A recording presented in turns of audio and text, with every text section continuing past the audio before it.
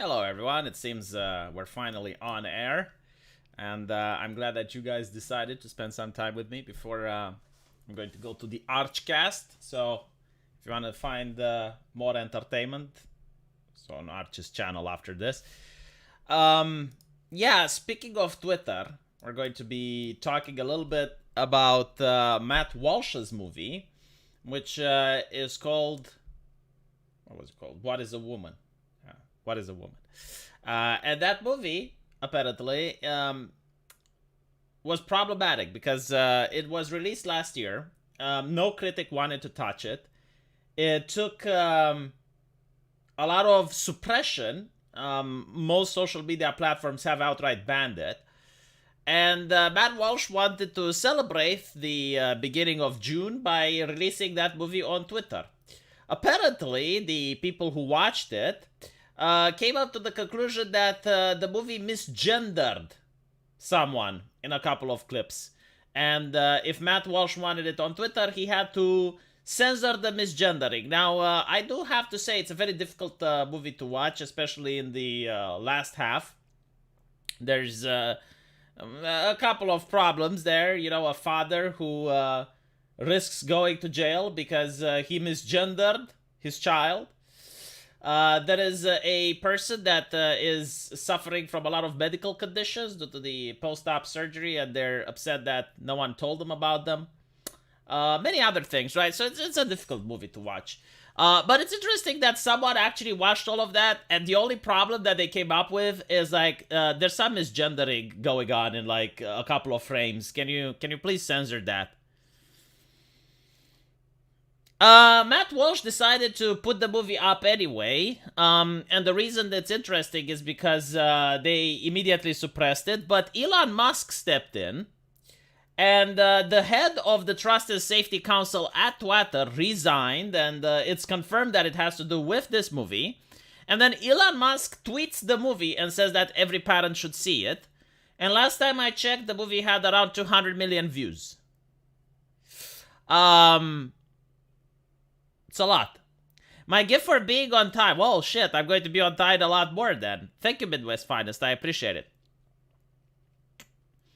Apparently, the name was Ella Irwin. I am not very good with names. I'm good with faces, so I believe you. Elon's got this whole thing about how it was all a clever plan. I do not know what he said about it.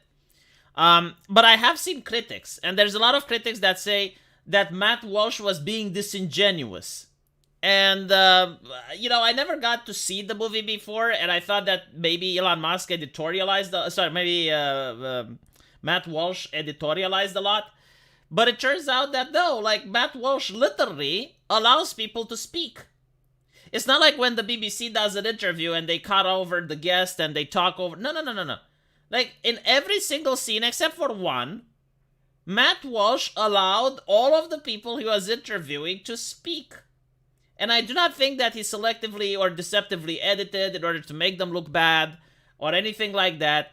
He literally just allowed them to have a say. And he was just asking questions. So it's very interesting when critics are saying, oh, well, he was being disingenuous or he was ridiculing people. No, like, he literally just went to a lot of people and asked them, like, what is a woman? And he went to a gender studies professor that was focusing in women studies. And when he asked him, like, what is a woman? He's like, why do you want to know? It's like, why? It's kind of like going to an engineering professor and asking him, like, what is engineering? And the guy's like, why do you want to know? So yeah, Walt was definitely disingenuous. I really love the way he actually, because I do think Matt Walsh is very intelligent. If not him, then the people around him. See, if you were to go to a rural village in the United States and ask people what is a woman, and they would have answered, then everyone would say, oh my god, look at the racism, misogynistic, right? But he went to Africa, to some village in Africa, and asked the people there what is a woman. And apparently they seem to have a very firm grasp on it, and no one is going to go and say that the African indigenous people are misogynistic. Even though if someone from America would say literally the exact same things that they said, they would be considered to be the new Andrew Tate. Hello V, hope all is well and your day is good. Thank you, American Outlier. It is. Yeah, what's interesting about asking for a definition, right? Recently, South Africa is planning, in my opinion, to starve its population. They are passing legislation where they're rationing the water based on racial characteristics. The problem with this is that most of the farmers there are white, so the farmers are going to get less water. Less water for the farmer, it's not rocket science, but it means starvation. So, a lot of people are pointing out that the legislation is racist. And you have people from the progressive stack saying that no, racism actually is privilege plus power. In other words, black people can't be racist. But I had to point out to them, it's like, yeah, but even if I agree with your definition, we're talking about South Africa. Like, it's a completely different country. You cannot use your American ideology to apply to a different nation where where white people are a minority. Like, what are you talking about, right? Like we're literally talking about the institution of power, which is the government, passing a legislation that discriminates based on race towards the farmers there. I mean, even with your new definition, it still applies. But anyway, right, so the reason that I'm talking about this is that I seen publications and many people saying, like, what is a woman? Adult human female. And they go like, but that's just the beginning. And then they go on and they explain that words change and definition constantly change. And I'm thinking like, yeah, but first of all, the change is usually happening naturally. And secondly, by changing the definitions in order to fit their agenda, this is the same trick that they pulled with racism, right? Like, you use a definition for racism, but when they talk, they use another definition. So that it's kind of like the Tower of Babel shit. Like, we can't even communicate with each other anymore because there's two languages. Even though they use the same words, they have different meanings. Again, I explained it in the previous stream, and this is a very good explanation for you guys to describe how left-leaning people think. The reason we have words is to be able to transmit things to other people, right? So you go to a forest, and you see the trees, you see the grass, you see the animals, and you create words in order to describe what you saw, so that if you go to another person, and you can then use those words to describe a forest to them, even though they never set foot in a forest, they will now have the chance that when they actually see a forest in real life, they will know what's there, right? So a person that never been to a forest can just read about it in a book, and when they go to the forest, they know what to expect, right? So the reason we have words is to describe reality. But the progressives, they will say, well, no, hold on a little bit. This is not okay because you're actually using the words in order to oppress people, right? Like, you use the language not to describe the forest, but to oppress the trees, right? Like, why can't the grass be called a tree? Because a blade of grass is also a plant. It also grows tall, you know, like it should also be called a tree. So now they're changing the definitions because they believe that since definitions are made by man, which is true, then they can be interchangeable, and we can actually change definition in order to fit perceived, I guess, feelings of comfort. Right? So this is why they can say, well, woman can mean whatever. Racism can mean whatever. Like, we can literally change the definitions in order to make more inclusive language. This is what it means. It's like changing a definition.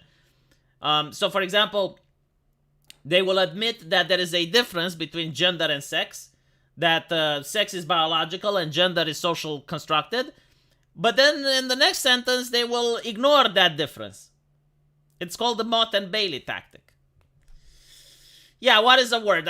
Also, very interesting, you know, like, all these people can't name what a woman is, despite the fact that they were professors and doctors and stuff. They would be like, well, I'm not a woman, so I can't tell you what a woman is. But for some reason, they were very good at linguistics. Despite the fact that none of them was a linguist, they all knew, oh, well, so words can change and words blah, blah, blah. Like, when it comes to linguistics, they were experts. But when it came to the simple question, what is a woman? Crickets. American outlier, but my real communism hasn't been tried yet. Yeah, well, I will give you another definition of communism, because a lot of people on Twitter will say communism is about equality, and what you see now is not equality. It's like a new ideology.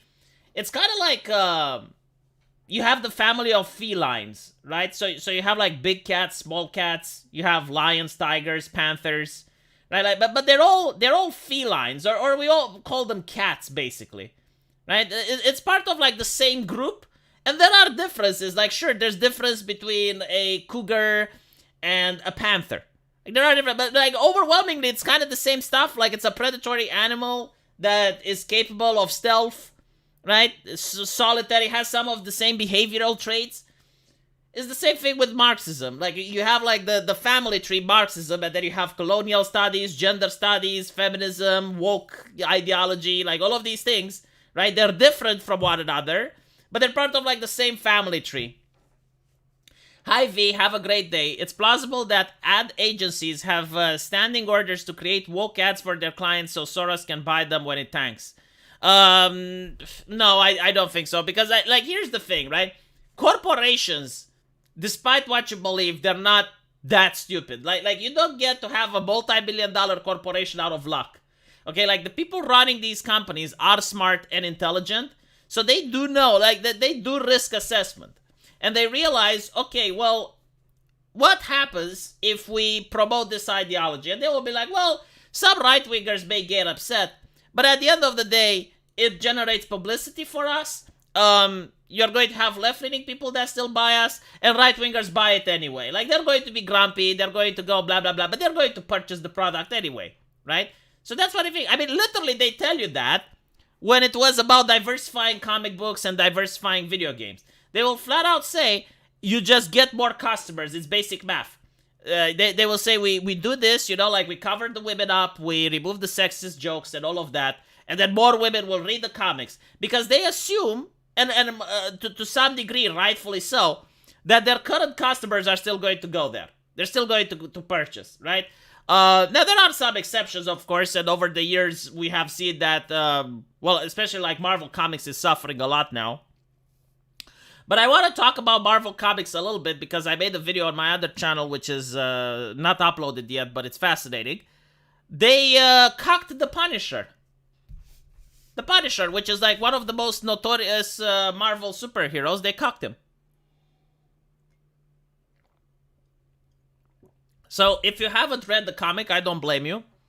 But I have been shown images every now and then, and I was like, oh, well, I'm not going to talk about it because it's boring. However, I will talk about it now. So the Punisher had his guns taken away. Did you know that? The Punisher doesn't use guns now. He used some swords. They took his logo away. He doesn't use the skull anymore. It's some Japanese stuff, like a Japanese devil or some shit. It's not canceled. It's not canceled. Like they destroyed the character completely. So first they took his guns, then they took his logo. I mean, that logo was something that sold a lot, and not necessarily like comic books, but their t-shirts with that logo. It's a very popular thing, it's... I guess like they added a Japanese symbol because they thought, oh, well, people buy manga, so if we add some manga to them, we cater a little bit, they're going to watch it. No, it's not an Oni, it's a yokai, I think, or something. Whatever. I don't know. It's a Japanese demon. Fine. His wife is resurrected by the Hand, and the wife actually says, like, this is how they completely destroyed the character. His wife says that when they were on a picnic, she wanted to leave him, right? But she got shot before she had the time to dump his ass. This is written by a person that probably doesn't have a wife. Like, if you live with another person, so you live with another woman in your house, usually the conversations that are important happen in the house. Like, you don't go to a picnic with the children in order to tell such news. Like, maybe if you have a girlfriend and you live separately, then yeah, you're going to have such conversations outside. But you will not have these conversations outside if you happen to be married. Unless the woman is sadistic as fuck and she wants, to have a scene in front of the children or something. Like, it makes no fucking sense. But anyway, right, so, just to reiterate, she says that she was going to divorce him anyway, but now because she died, she's officially divorced, and she will take half his fortune, and she took the other half and donated to various charities in the name of the children. So his wife literally stole his shit. Legally speaking, by the way, she's not divorced. Like, if she actually died, like, that would set a new case precedent. So if you actually die, then you don't get anything, because the marriage is until death does you apart. Like, when you die, all legal binding contracts go away. So technically, she doesn't get anything, but the author, a very progressive and forward-thinking individual, literally stole everything that Frank Castle had and gave it to the wife. Now, in case a left-leaning person doesn't understand why this is ridiculous, imagine a story where the gender is reversed, and you have like this female superhero, which is shocked because her family gets killed, and she becomes like a professional sniper or something, she becomes like some sort of an assassin. And she goes around fighting crime.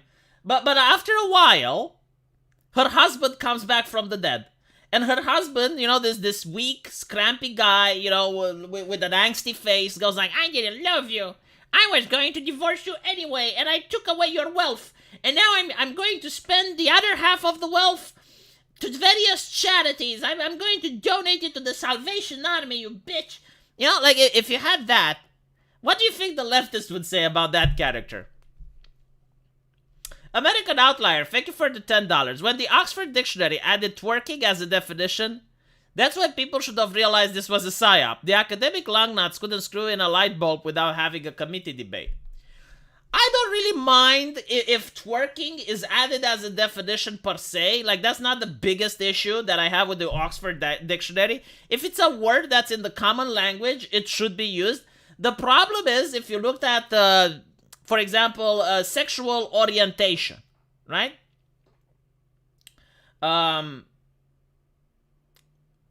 It used to be sexual preference. And Obama had one of his advisors use the same word, sexual preference. Like, this is what everyone used back in the day, right? But then Amy Coney Barrett at the Supreme Court of the United States uses the word, and all of a sudden the media says that, no, this word is not okay, right? Because people do not choose their sexuality. So it's not sexual preference, it's sexual orientation. And literally the same day, the Oxford Dictionary and the Webster Dictionary changed their definitions. Now, it's interesting to point out that it doesn't even make sense. Like, a preference is also something that you don't get to choose. Like, for example, I prefer vanilla ice cream. I do not know why I prefer vanilla ice cream. I genuinely don't, and I cannot do anything to change my preference. I cannot choose to not like vanilla ice cream, but I do, right? It's the same thing with the preference. It's like, okay, there are men who prefer women. But if you put them in a prison or on a deserted island where there's no women there and they live there for like a couple of years, eventually they can do the boot sex. That doesn't mean that they prefer the boot sex, right? And they consider themselves to be straight as well. They get to clap chicks in prison, but then they consider themselves to be straight as well. Like, if you ask them, they identify as straight. Alternatively, there's lesbian women. Like I was shocked when I found out that that there was this study, like over 50% of lesbian women had sex with men, and I'm like, what?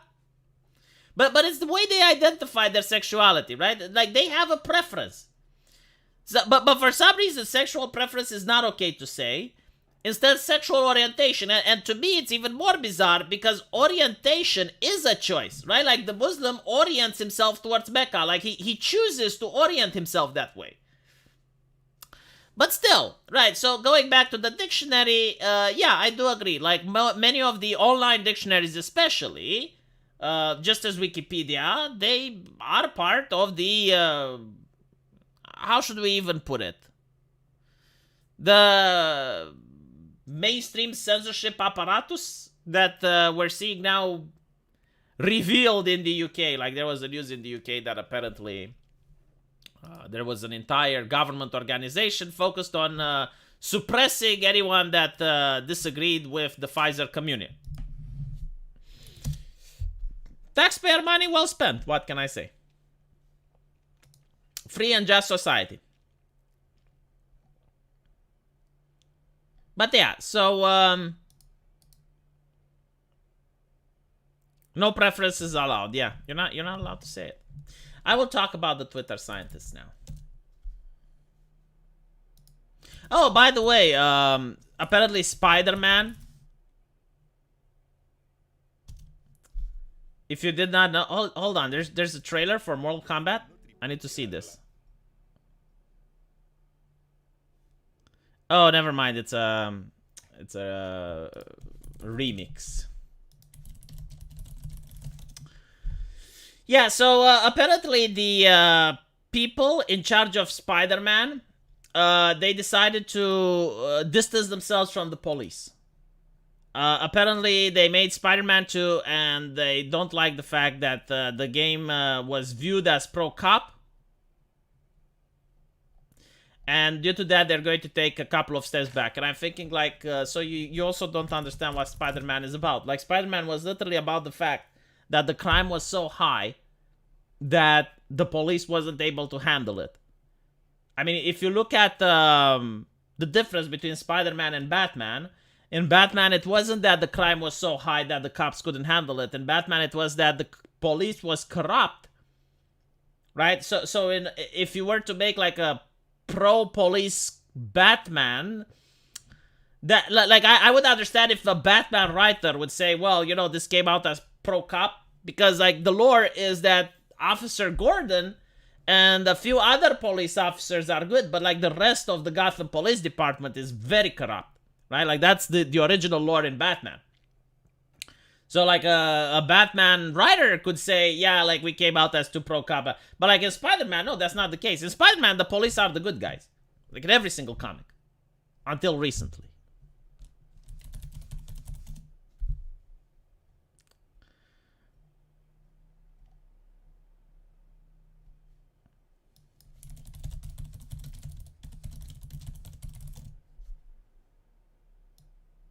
Okay. Twitter just closed the book on academic research. Access option, $24. Holy shit. I'm going to read it from a Doppler publication. I'm not going to read it from Vox. I'm not waiting for a $10 million Rumble offer. I already have a Rumble. The interesting thing with like chants like all cops are bastards and other things that have sprung up during the BLM riot. And by the way, like the chant defund the police. That's not, you know, I lived in an impoverished neighborhood. I know I shouldn't stereotype, but I will. I lived in an impoverished neighborhood with people from all walks of life. Abolish the police is not something that they would say. They would chant words like fuck, use the words like pigs, but like defund the police or abolish the police, definitely not. These are academic words. These are smart boy words that are being pushed onto the local population. However, if you look at ACAB, which stands for All Cops Are Bastards, there's actually something very funny with that, because the Southern Poverty Law Center categorized this as a white supremacist chant. The reason for it is that there were a lot of biker gangs and other criminal elements that would also chant this, right? But when it was appropriated by the BLM movement, Southern Poverty Law Center was placed in a pickle, and they had to backtrack a little bit. So now, I for the first time ever, like something that was haram became halal. As an Asian, I'm offended that orientation has appropriated the word orient. Please find a new word. Well, unfortunately, I do not make the patch notes. I just played the beta, so I wish I could find a new word. Honestly, the word preference was just fine. It's like, do you prefer men or women? You know, it's like, do you prefer vanilla or do you prefer chocolate? It's not like something that is inconsistent or offensive or anything like that. Like, sometimes, this is what I find fascinating. Like, sometimes they don't even have people getting offended by the words and they change them. I guess it's to keep the soldiers up on their feet, you know, like make sure that you're aware of the times. So listen to this shit. Twitter was once a mainstay of academic research. Twitter. Academic research on Twitter. No, like the first sentence is mind-baffling. It's giving me an aneurysm. Twitter was once a mainstay of academic research, one of the most... How should I even put it? One of the most fringe and radical platforms online, second only to TikTok and Twitch. Well, actually, third after TikTok and Twitch. You have Twitter, and you're saying it was a mainstay of academic research. No wonder they're saying such dumb shit. Like, now it's all revealed. The academics were getting their knowledge from Twitter. Holy fuck! You know, it's kind of like going to the prisons and getting your knowledge from there. It's not representative of the general population. A way to take the pulse of the internet. What? Okay, so you have a very curated, censored space, and you think that is relevant of the pulse on the internet. You're insane. Like, I'm sorry to say it, like, if you think that Twitter is representative of the internet, you need your head checked. You need to just take a few steps back and think about what you just stated. The new owner, Elon Musk, has attempted to monetize the service. Researchers are struggling to replace a once crucial tool.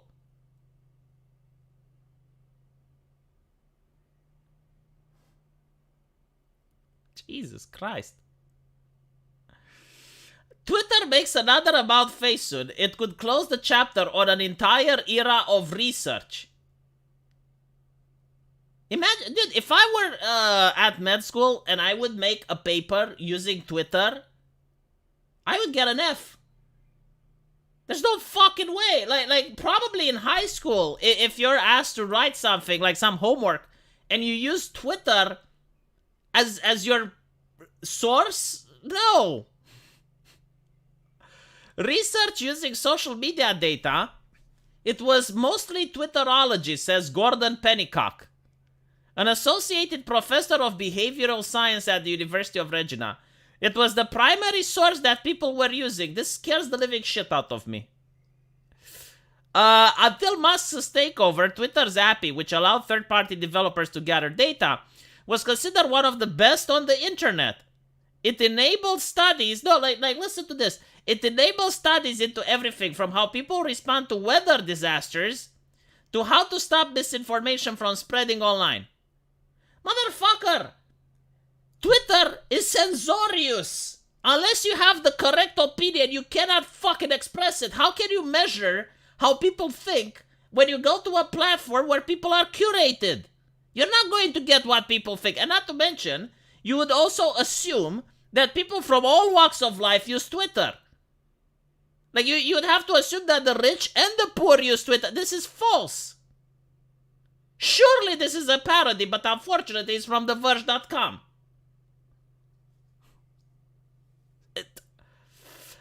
I mean, look, when COVID happened, you would go outside and you would talk with the construction worker or the cleaning lady, and you would realize that anything she says on the subject, anything at all, would be a violation of the trusted service on Twitter.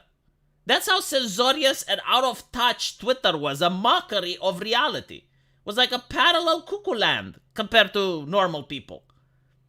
And to see that researchers, which again influence politicians and set policies, were considering Twitter the primary source for information gathering, no wonder they were Pikachu face when they noticed the conservatives had a blue wave in the United Kingdom. Twitter decided to end free access to its API And the company said it was looking for new ways to continue serving academia, but nevertheless started unceremoniously cutting off access to third-party users who didn't pay.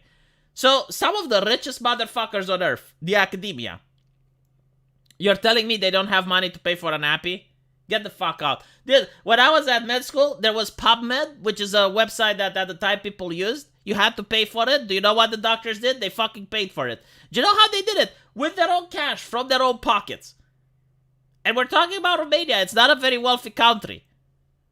Like, for some reason, Romanians do it, but the academics, apparently, consider Twitter to be one of the most important tools, and they don't have money to cough up for an appy? Fuck off. I don't believe that. I refuse to believe that.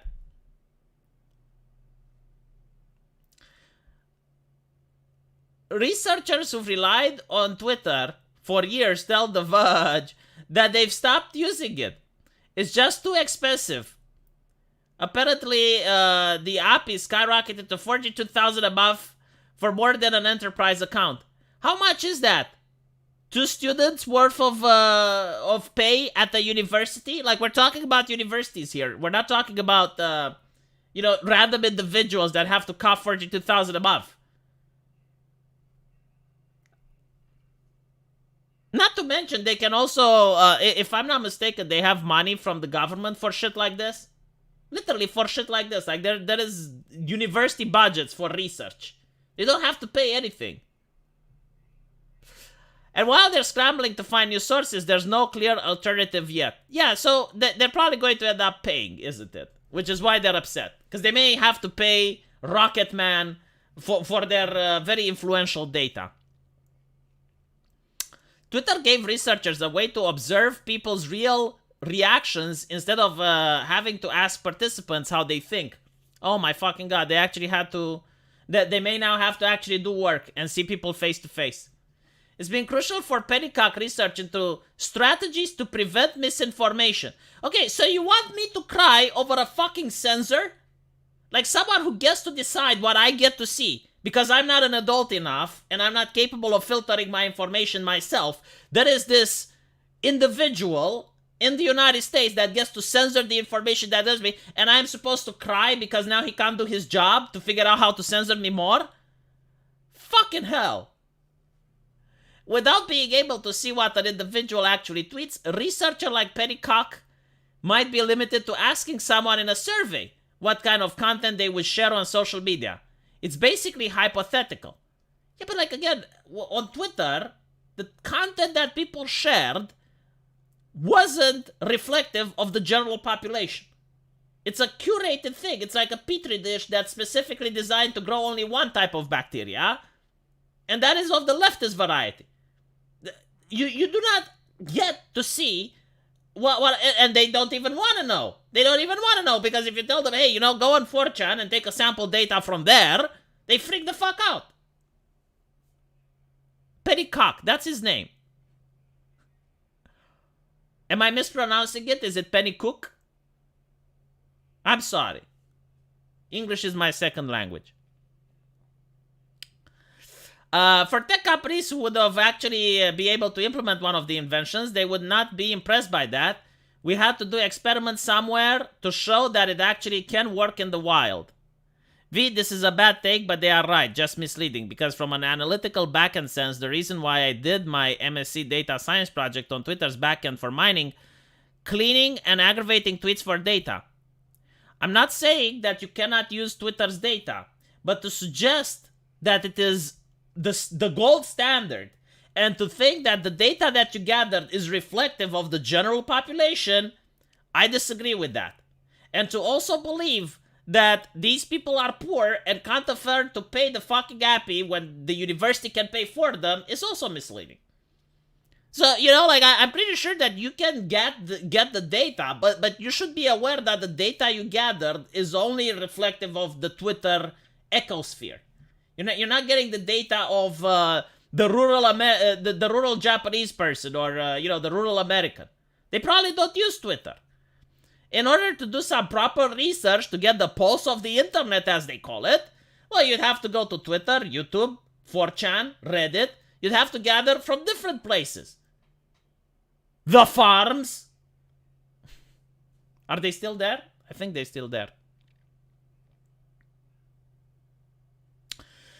Without being able to see what an individual actually tweets. Okay, in April, a group of academic journalists and other researchers called the Coalition for Independent Technology Research sent a letter to Twitter asking it to help them maintain access.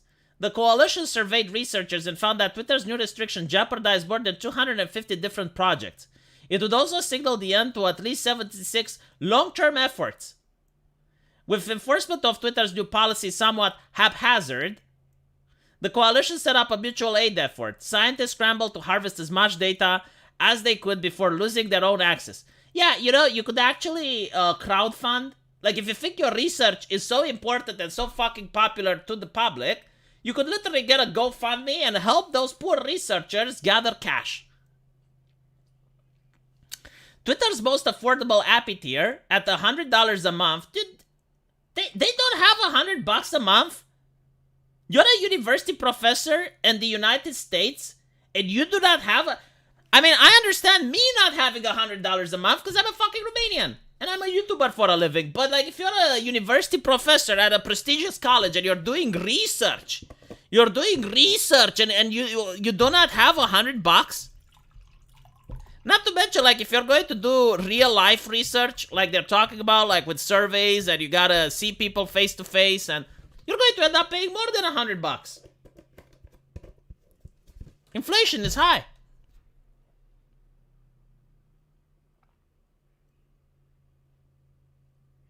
IP, not appy. I will call it appy and you're going to like it.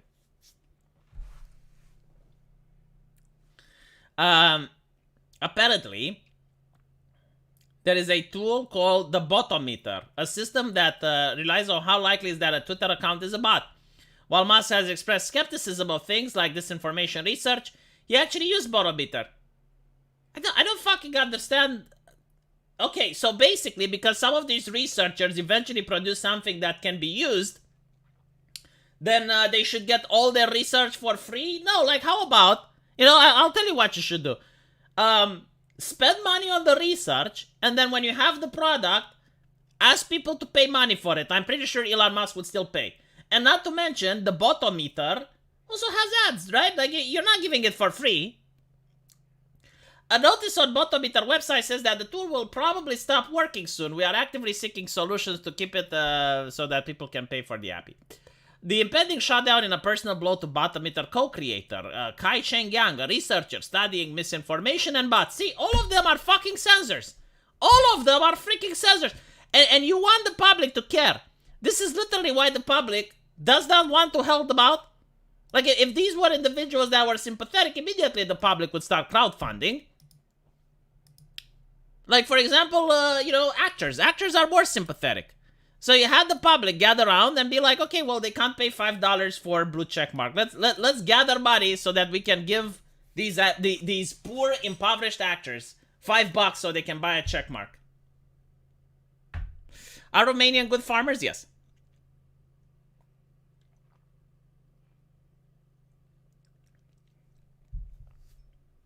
Using Twitter for free to train AI wants to gatekeep.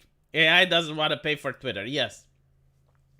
Anyway, I have to go to Arch in 15 minutes, so I'm going to end up a little bit earlier today. I apologize.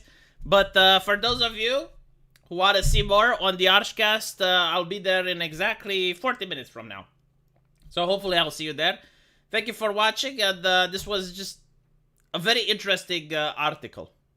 I'll see you guys later.